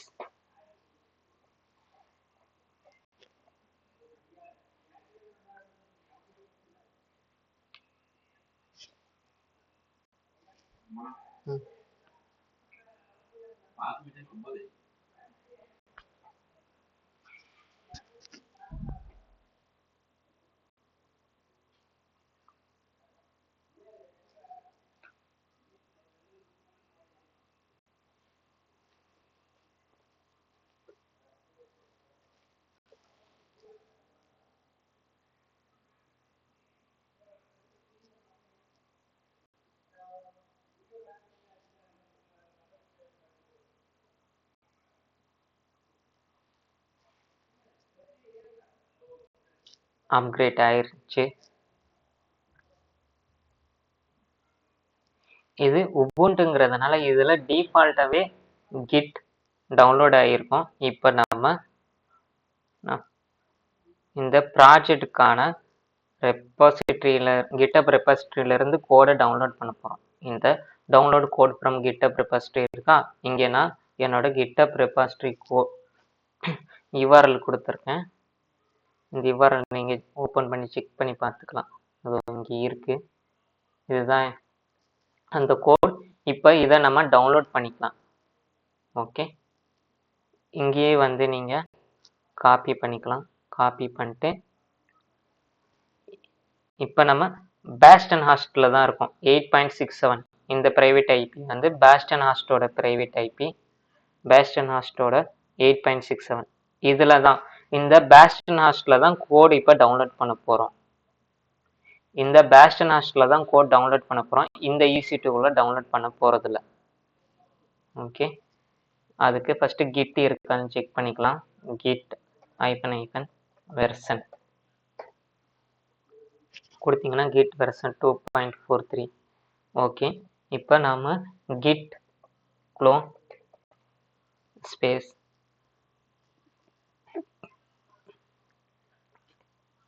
இதை நான் காப்பி பண்ணிட்டேன். ஓகே, இந்த கோடு கிளிக் பண்ணிங்கன்னா இங்கே HTTPS கீழே இந்த URL காட்டும். அது ஒன்றும் இல்லை, இது இந்த URL தான். இதை நான் காப்பி பண்ணிட்டு இங்கே கொடுத்துட்றேன். கொடுத்த உடனே என்டர் கொடுத்த உடனே இங்கே இருக்கிற கோடெல்லாம் இங்கே டவுன்லோட் ஆயிரும். இங்கே இருக்கிற கோட்ஸ் எல்லாம் எனக்கு இந்த மிஷினில் டவுன்லோட் ஆயிரும். செக் பண்ணி பார்த்துடலாமா? ls-al enter. பாருங்கள், AWS 3-tier web architecture workshop. AWS 3-tier web architecture workshop. இந்த கோடு இப்போ அப்படியே எனக்கு டவுன்லோட் ஆயிடுச்சு. உள்ளே பாருங்கள், application code, code of conduct இதெல்லாம் இங்கே இருக்குது. இதையும் நம்ம உள்ளே போய் செக் பண்ணலாம். ls-al கொடுத்தீங்கன்னா பாருங்கள், application, readme, license, contributing, code of conduct இது எல்லாமே இருக்குது.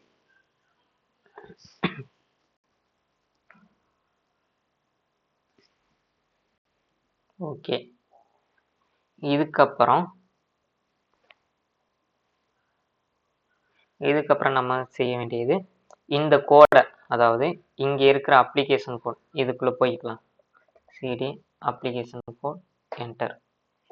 ls கொடுத்தீங்கன்னா இங்கே அப்ளிகேஷன் டயர்னு ஒரு ஆப்ஷன், ஒரு ஃபோல்டர் இருக்கும். அதுக்கப்புறம் nginx.conf அப்படின்னு ஒரு ஃபைல் இருக்கும். வெப்டயர் அப்படின்னு ஒரு ஃபோல்டர் இருக்கும், அதாவது ஒரு டைரக்டரி. இந்த அப்ளிகேஷன் டயர் அப்படின்னு ஒரு டைரக்டரி இருக்கா, இந்த டைரக்டரி இப்போ பேஸ்டன் ஹாஸ்டுக்குள்ளே இருக்குது. இந்த பேஸ்டன் ஹாஸ்டுக்குள்ளே தான் இந்த அப்ளிகேஷன் டயர் அப்படிங்கிற ஒரு டைரக்டரி இருக்குது. இந்த டைரக்டரி இப்போ இந்த EC2 மிஷினுக்கு கொண்டு வரணும். அதுக்கான கமெண்ட் தான் scp-r update ubuntu போட்டு இதுக்கான ப்ரைவேட் ஐபி, இந்த EC2 மிஷினுக்கான ப்ரைவேட் ஐபி கொடுத்துட்டு /home/ubuntu இந்த கமெண்ட்டை அப்படியே கொடுக்கணும். ஓகே, இதை நான் காப்பி பண்ணிடுறேன். காப்பி பண்ணிட்டு இங்கே வந்து பேஸ்ட் பண்ணிடுறேன். இந்த இடத்துல இந்த private IP change, private IP app tier private ஐபிங்கிறத அழைச்சிட்டு உண்மையான ப்ரைவேட் ஐபி என்னது,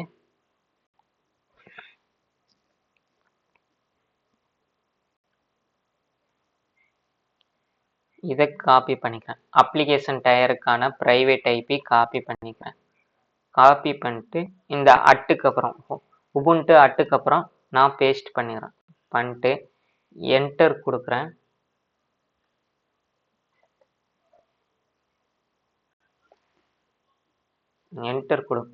என்டர் கொடுத்த உடனே இந்த மாதிரி வரும். இந்த மாதிரி எதுவுமே வரல, பர்மிஷன் டினைடு அந்த மாதிரி ஏதாவது வந்துருச்சுன்னா நீங்கள் ஏதோ மிஸ்டேக் பண்ணியிருக்கீங்கன்னு அர்த்தம். ஓகே, அதுக்கப்புறம் என்டர் கொடுத்துட்றோம். ஓகே, இப்போ இங்கேருந்து நம்ம மறுபடியும் இது பேஸ்டன் ஹாஸ்டில் தான் இன்னும் நாம் இருக்கோம். இப்போ நம்ம அப்ளிகேஷன் ஹாஸ்ட்டை லாகின் பண்ணிக்கலாம். அப்ளிகேஷன் டயர் ஹாஸ்ட்டை லாகின் பண்ணிக்கலாம். ஹாஸ்டலில் application tier machine EC2 SSH ubuntu okay, enter கொடுத்தோம்னா லாகின் ஆயிரும். அப்ளிகேஷன் டயர் லாகின் ஆயிரும். ls-al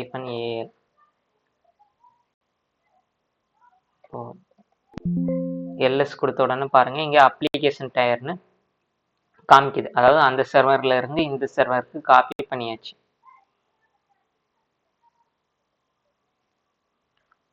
ஓகே,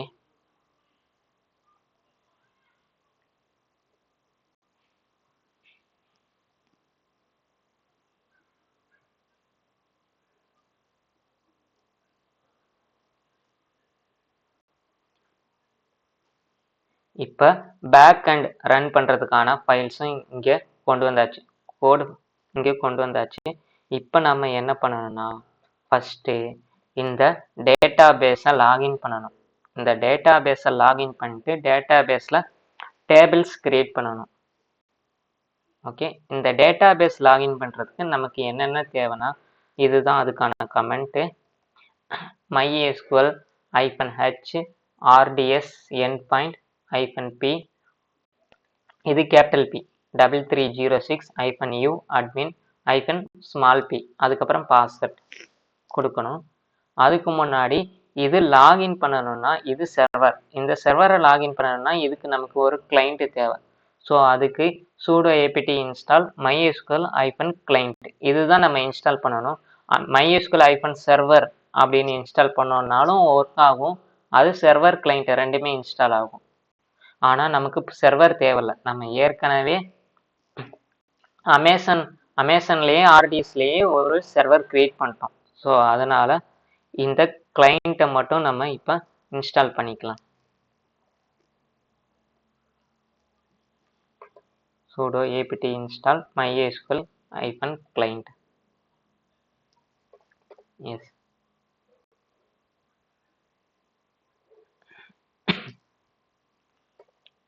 ஓகே, mysql-version கொடுத்து என்டர் கொடுத்தீங்கன்னா இந்த மாதிரி வரும், வெர்ஷன் காமிக்கும். இதுக்கப்புறம் நம்ம MySQL டேட்டாபேஸ் சர்வரை லாகின் பண்ணிக்கலாம். அதுக்கு நான் டைப்பே பண்ணிடுறேன். mysql-h ஸ்பேஸ் இந்த ஹச்னுங்கிறது ஹாஸ்ட். இந்த ஹாஸ்ட் என்னன்னா MySQLோட எண்ட் பாயிண்ட். இந்த டேட்டாபேஸில் நம்ம கிரியேட் பண்ண MySQL கிளிக் பண்ணி உள்ளே போனீங்கன்னா இங்கே கனெக்டிவிட்டின்னு இருக்கும். இந்த இடத்துல எண்ட் பாயிண்ட்ஸ்னு ஒன்று இருக்கா, இதை செலக்ட் பண்ணுங்க. செலக்ட் பண்ணிங்கன்னா இங்கே எண்ட் பாயிண்ட்னு ஒன்று காமிக்கும். எண்ட் பாயிண்ட்னு ஒரு அட்ரஸ் வரும். இந்த அட்ரஸை காப்பி பண்ணிக்கோங்க. காப்பி பண்ணிட்டு இங்கே வந்து பேஸ்ட் பண்ணிக்கோங்க. ஓகே, -hக்கு அப்புறம் இது பேஸ்ட் பண்ணிக்கிறோம். இதுக்கப்புறம் ஒரு ஸ்பேஸ் விட்டுட்டு -P போட்டு ஒரு ஸ்பேஸ் விட்டுட்டு 3306. இதுக்கப்புறம் -u இது ஸ்மால் u தான். யூசர் நேம், யூனா யூசர் நேம், இந்த P போர்ட், இந்த u user name. User name என்னது, அட்மின். ஏன்னா அட்மின்ங்கிற பேரில் தான் யூசர் நேம் கிரியேட் பண்ணியிருப்போம். நாம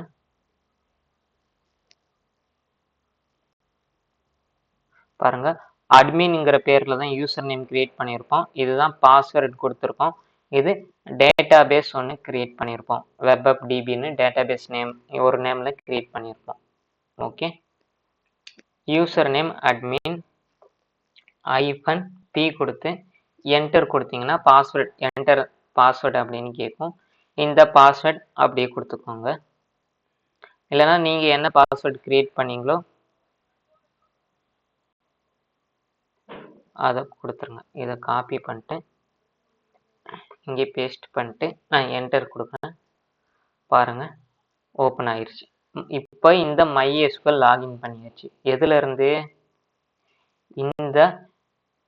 இந்த EC2 அப்ளிகேஷன் டயரில் இருக்கிற EC2 வழியாக தான் இந்த MySQL லாகின் பண்ணியிருக்கோம். பேஸ்டன் ஹாஸ்ட்ல இருந்து லாகின் பண்ணல. இந்த EC2 வழியாக தான் இந்த MySQL லாகின் பண்ணியிருக்கோம். ஓகே, MySQL லாகின் பண்ணதுக்கப்புறம் நம்ம கிரியேட் பண்ண வேண்டியது ஒரு டேட்டாபேஸ். நம்ம சர்வர் கிரியேட் பண்ணும்போதே இந்த WebApp அப்படின்னு ஒரு டேட்டாபேஸ் கிரியேட் பண்ணுறோம். ஸோ இந்த ஸ்டெப்பு இப்போ நமக்கு முன்னாடியே பண்ணிட்டதுனால இது தேவையில்லை. இதுக்கப்புறம் கிரியேட் ஏ டேபிள். அதுக்கு ஃபஸ்ட்டு யூஸ் WebApp இந்த கிரியேட் பண்ண டேட்டாபேஸை ஃபஸ்ட்டு யூஸ் பண்ணிக்கணும். ஃபஸ்ட்டு இது இருக்கான்னு செக் பண்ணிடலாமா? WebApp செக் பண்ணிடலாம். ஸோ டேட்டா பேசஸ் பாருங்க, WebApp ன்னு ஒரு டேட்டா பேஸ் இருக்கு. இப்போ இந்த டேட்டா பேஸை யூஸ் பண்ணிக்கலாம். Use WebApp semicolon enter. Database changed. Okay, இப்போ இந்த WebApp யூஸ் பண்ண ஆரம்பிச்சிருச்சு.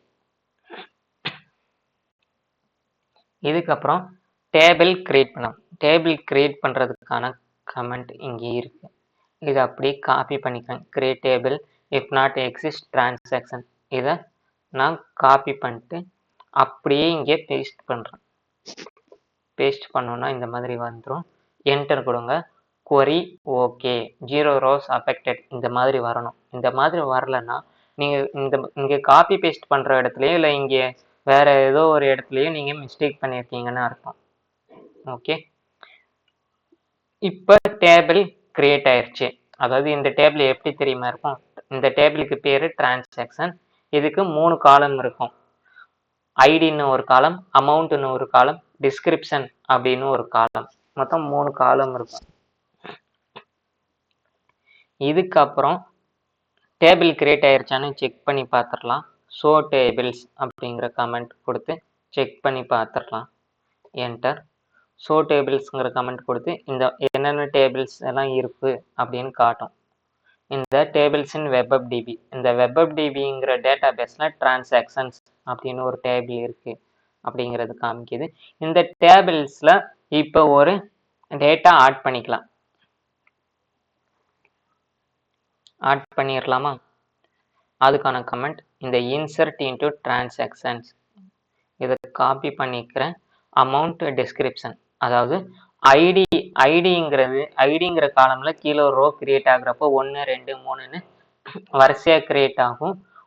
அது யூனிக்கா இருக்கும். 1க்கு அப்புறம் இன்னொரு 1 அந்த மாதிரி வராது. 1க்கு அப்புறம் 2 3 4 இந்த மாதிரி தான் போய்கிட்டே இருக்கும். இப்ப 4 இருக்குன்னா அடுத்து இன்னொரு தடவை அந்த இடத்துல 4ங்கிற நம்பர் வராது. 5 6 7 இந்த மாதிரி தான் போய்கிட்டே இருக்கும். ஆனா இந்த அமௌண்ட் டிஸ்கிரிப்ஷன் இதுல வந்த லெட்டரோ இல்லை வந்த வேர்டோ மறுபடியும் திருப்பி வரலாம். எந்த பிரச்சனையும் இருக்காது. யூனிக்கா இருக்க வேண்டிய அவசியம் தேவையில்லை. ஓகே, நான் இந்த காப்பி பண்ணிக்கிறேன். இந்த கமெண்ட்டை காப்பி பண்ணிக்கிறேன். அப்படியே இங்கே பேஸ்ட் பண்ணிடுறோம். Okay, query okay 1 row affected இப்படி வந்துருச்சுன்னா கமெண்ட் சக்ஸஸ்ஃபுல்லுன்னு அர்த்தம், இல்லைன்னா ஏதோ ப்ராப்ளம். இப்போ இந்த டிரான்சாக்ஷன்ல என்ன எல்லாம் இருக்கு அப்படின்னு செக் பண்ணி பார்க்கறதுக்கான கமெண்ட் தான் இது. மொத்தம் எத்தனை டேட்டா இருக்கு, என்ன டேட்டா இருக்குங்கிறது செக் பண்ணி பார்க்கறதுக்கு தான் இது.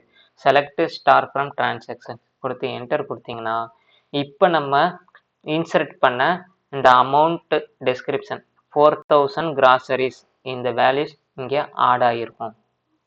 ஓகே, இது சும்மா செக் பண்ணி பார்க்கறதுக்காக ஒரு டேட்டா கொடுத்து பார்த்துருக்கோம்.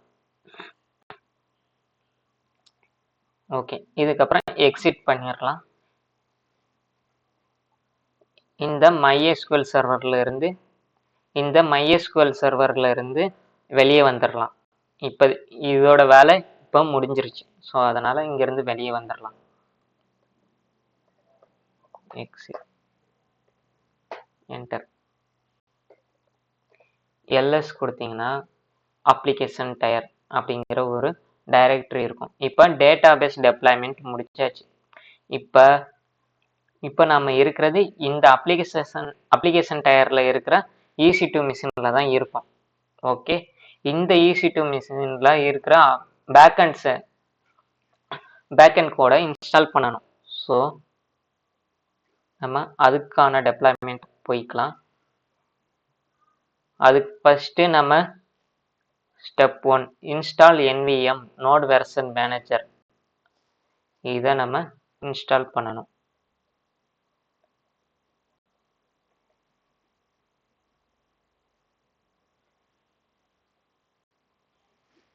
காப்பி பண்ணிக்கிறேன் இந்த கமெண்ட்டு,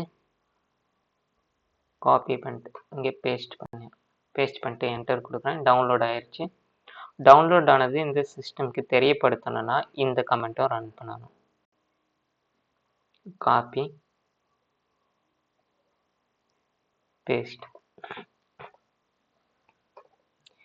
nvm வெர்ஷன் செக் பண்ணிக்கலாம். காட்டுது பாருங்க 0.39.7. ஓகே, ஏன்னா நம்ம அதுதான் டவுன்லோட் பண்ணியிருக்கோம். Step 2 nvm install 18 node version manager install பண்ண வேண்டியது தான். nvm install 18 enter. பாருங்க டவுன்லோட் ஆகுது. இப்போ டிஃபால்ட் இஸ் ஈக்குவல் டு 18 அப்படின்னு இருக்கு. Now using 18.20.8. ஓகே, இப்போ ஃபர்ஸ்ட் டைம் இந்த nvm இன்ஸ்டால் பண்ணுறதுனால nvm use 18, nvm always default 18 இந்த ரெண்டு காமெண்ட்டுமே கொடுக்க வேண்டிய அவசியம் இல்லை. ஏன்னா இப்போ nvm 18 தான் யூஸ் பண்ணது, அது டிஃபால்ட்டாகவும் 18ல தான் இருக்கு. ஏன்னா இப்போ ஃபர்ஸ்ட் டைம் இது இன்ஸ்டால் பண்ணியிருக்கோம், அதனால இந்த மாதிரி இருக்கு. ஏற்கனவே nvm 16 இன்ஸ்டால் பண்ணியிருக்கீங்க, அதுக்கப்புறம் nvm 18 இன்ஸ்டால் பண்ணுறீங்கன்னா அப்போ இந்த ரெண்டு கமெண்ட் கொடுத்தா மட்டும்தான் ATM யூஸ் அதாவது nvm 18 யூஸ் பண்ணும், இல்லைன்னா அது 16 தான் யூஸ் பண்ணிக்கிட்டு இருக்கும். node -v npm -v கொடுத்து செக் பண்ணிக்கலாம். node -v npm -v கொடுத்து செக் பண்ணிடலாம், வந்துருச்சு கரெக்டாக. அதுக்கப்புறம் ஸ்டெப் 3, இது அப்ளிகேஷன் டயருக்கான டெப்ளாய்மெண்ட்டுக்கான ஸ்டெப் 3 தான். இந்த இடத்துல சேஞ்ச் டைரக்டரி கொடுத்துக்கணும். ஓகே, வந்தாச்சு. சேஞ்ச் டைரக்டரி கொடுத்து இந்த அப்ளிகேஷன் டயருக்குள்ளே தான் இருக்கோமான்னு செக் பண்ணிக்கோங்க. Okay, home open application tier உள்ளே வந்ததுக்கப்புறம் npm install -g pm2 நோடுக்கான பேக்அண்ட் ரன்னிங்கான கமெண்ட் கொடுக்குறோம். npm install -g pm2 கொடுத்த உடனே இந்த மாதிரி லோட் ஆகும். ஓகே, இதுவும் டவுன்லோட் ஆயிடுச்சு.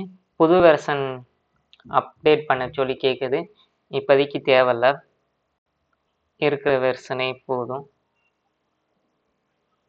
ஓகே, வெர்ஷனும் கூட செக் பண்ணி பார்த்துக்கலாம். pm2 -v pm2 space -v enter கொடுத்தீங்கன்னா இந்த மாதிரி வரும். ஓகே, 6.0.14 இதுதான் வெர்ஷன். இதுக்கப்புறம் நம்ம பண்ண வேண்டியது .env அப்படின்னு ஒரு ஃபைல் இருக்கும், இந்த ஃபைலை இப்போ ஃபில் பண்ணணும். ஓகே, நானும் .env கொடுத்து என்டர் கொடுத்தோம்னா இங்கே பாருங்க db host, db username, db password, db name, db port இது எல்லாமே இங்கே இருக்கும், எம்டியாக தான் இருக்கும். இது எல்லாமே இப்போ ஃபில் பண்ணணும். இந்த db ஹாஸ்ட்னா டேட்டாபேஸ் ஹாஸ்ட். டேட்டாபேஸ் ஹாஸ்ட் என்னது? டேட்டாபேஸில் இருக்கிற எண்ட் பாயிண்ட் தான் டேட்டாபேஸ் ஹாஸ்ட். இந்த எண்ட் பாயிண்ட் தான். இதை காப்பி பண்ணிட்டு இங்கே பேஸ்ட் பண்ணிடுங்க. அச்சோ,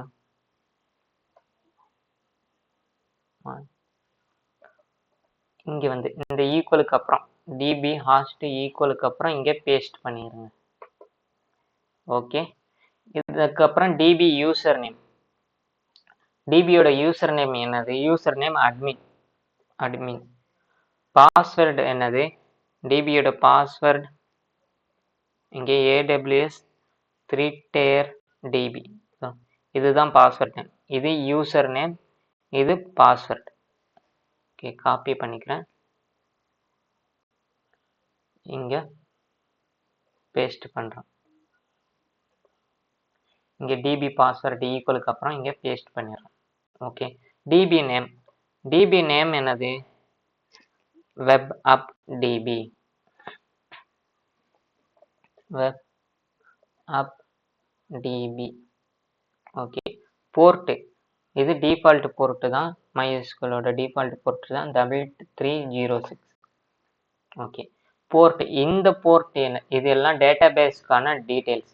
இந்த போர்ட் என்னதுன்னா, இந்த பேக்அண்ட் அப்ளிகேஷன் எந்த போர்ட்ல ரன் ஆக போகுது அப்படிங்கிற டீட்டெயில் கொடுக்கணும். இப்போ இங்கே நம்ம 4000 கொடுக்குறோம், ஏன்னா 4000 அப்படிங்கிற போர்ட்டில் தான் ரன் ஆக போகுது. Ctrl O கொடுத்து என்டர் கொடுத்து Ctrl X சேவ் பண்ணிடுறேன். இந்த .env ஃபைலை சேவ் பண்ணிடுறேன். சேவ் பண்ணதுக்கப்புறம்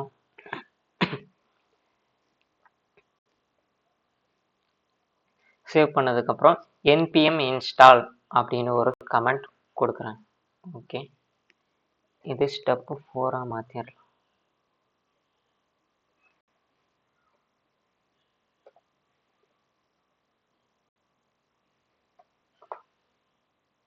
இது ஸ்டெப் 5 மாற்றிடலாம். ஓகே, npm install அப்படிங்கிற ஒரு கமெண்ட் கொடுக்கணும். இந்த ஃபோல்டரில் இருந்து தான் கொடுக்கணும், மாற்றி கொடுக்கக்கூடாது. npm install. அதுக்கு முன்னாடி செக் பண்ணி பார்த்துடலாம். ls-al கொடுத்தீங்கன்னா இந்த மாதிரி ஒரு ஃபோல்டர் இருக்கும், ஃபைல்ஸ் இருக்கும். .env, dbconfig, readme.md, transaction service.js, index.js, package log.json இது இருக்காது. இதை நான் GitHubல சேஞ்ச் பண்ணிடுறேன். இதை நான் ரிமூவ் பண்ணிடுறேன். நீங்கள் பார்க்கும்போது இந்த package-log.json இந்த ஃபைல்ஸ் இருக்காது நீங்கள் டவுன்லோட் பண்ணும்போது. நான் இப்போ டெலீட் பண்ணிடுறேன்.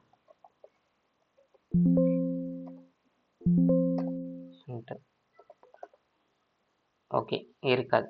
இப்போ இந்த package-log.json இந்த ஃபைல் இப்போ நம்ம npm இன்ஸ்டால் கொடுத்ததுக்கப்புறம் தானாக கிரியேட் ஆகும்.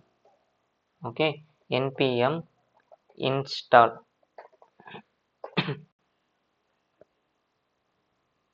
கொடுத்ததுக்கப்புறம் இந்த package-log.json இந்த ஃபைலும் அதுக்கப்புறம் node_modules அப்படின்னு ஒரு ஃபைலும் கிரியேட் ஆகிருக்கும். ls-al கொடுத்து என்டர் கொடுத்தீங்கன்னா பாருங்க, node_modules package-log.json இந்த ரெண்டுமே கிரியேட் ஆகிருக்கும்.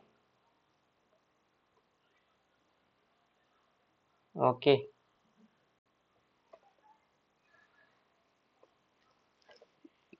இதுக்கப்புறம் நோட் பேக்கேஜ் மேனேஜர் இன்ஸ்டால் பண்ணியாச்சு. இப்போ நோட டெம்பரவரியா ரன் பண்ணி பார்க்கலாம். Okay, node index.js, node index.js இந்த கமெண்ட் கொடுத்து டெம்பரரியா ரன் பண்ணி பார்க்கலாம். அந்த மாதிரி ரன் பண்ணி பார்த்தீங்கன்னா ab3 backend of listening at http localhost :4000 இந்த மாதிரி ஒரு அவுட்புட் வரணும். இதை நான் காப்பி பண்ணிக்கிறேன், இந்த இடத்துல கொடுத்துட்றேன். ஓகே, இந்த மாதிரி வராது.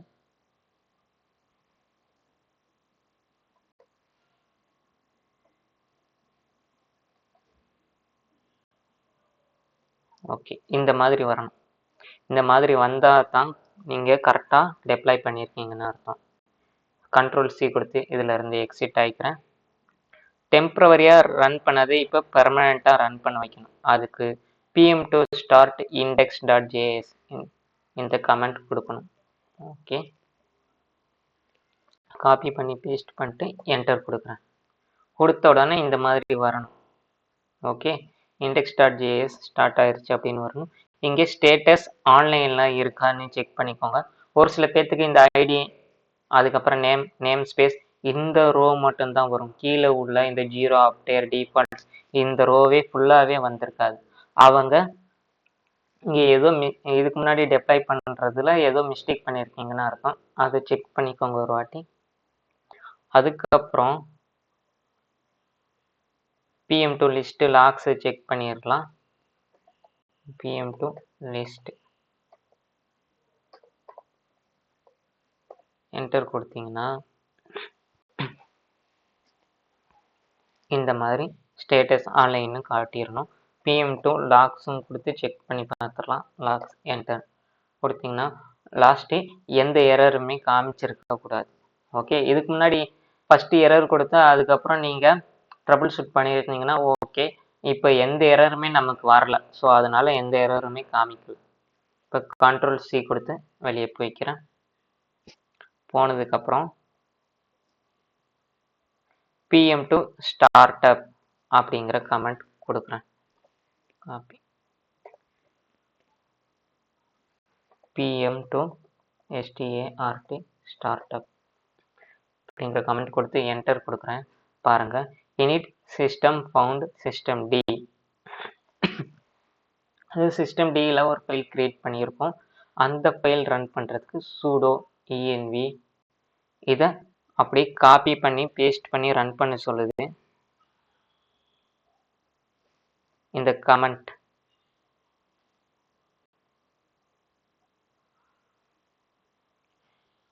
இதை காப்பி பண்ணிக்கிறேன். அதாவது to setup the startup script copy paste the following command. இந்த கமெண்டை காப்பி பேஸ்ட் பண்ணி எக்ஸிக்யூட் பண்ண சொல்லுது. நான் காப்பி பண்ணிட்டு இப்போ பேஸ்ட் பண்ணிட்டேன். என்டர் கொடுக்குறேன். பாருங்க, இந்த மாதிரி வரணும். init system found systemd platform systemd template இந்த மாதிரி வந்தால் ஓகே. அதாவது ஒரு சர்வீஸை கிரியேட் பண்ணுது இது. இந்த சர்வீஸை சேவ் பண்ணி வச்சுக்கணும். PM2 சேவ்னு கொடுத்து சேவ் பண்ணி வச்சுக்கணும். PM2 சேவ் என்டர் கொடுத்தீங்கன்னா சேவ் ஆயிரும். ஓகே, செக் பண்ணி பார்த்துடலாமா பேக் எண்டில் ரன் ஆகுதா இல்லையான்னு. அதுக்கு முன்னாடி நம்மளால இப்போ டெப்ளாய் பண்ண இந்த அப்ளிகேஷன் கரெக்டாக ரன் ஆகுதா அப்படிங்கிறத செக் பண்ணிடலாம். அதுக்கான கமெண்ட் இது. காப்பி பண்ணிக்கிறேன். காப்பி பண்ணிட்டு இங்கே பேஸ்ட் பண்ணிடுறேன். இந்த மாதிரி நீங்கள் கொடுத்தீங்கன்னா this is the health check அப்படின்னு ஒரு கமெண்ட் வரணும். வந்துச்சுன்னா கரெக்டாக ஒர்க் ஆகுதுன்னு அர்த்தம். ஓகே,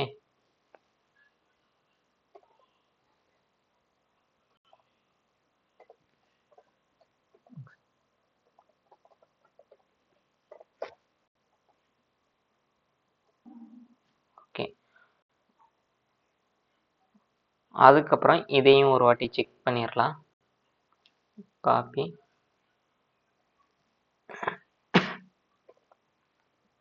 பேஸ்ட் கொடுத்து செக் பண்ணிடுறேன்.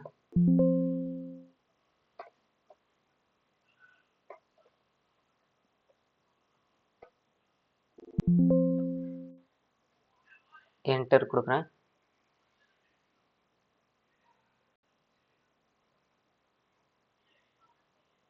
empty reply from server.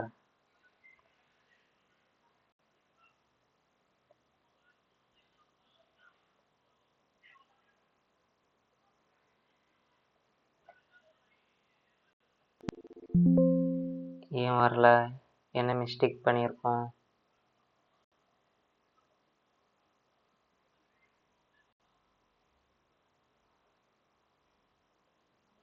இருங்க, ஒரு நிமிஷம் இருங்க, வந்துடுறேன்.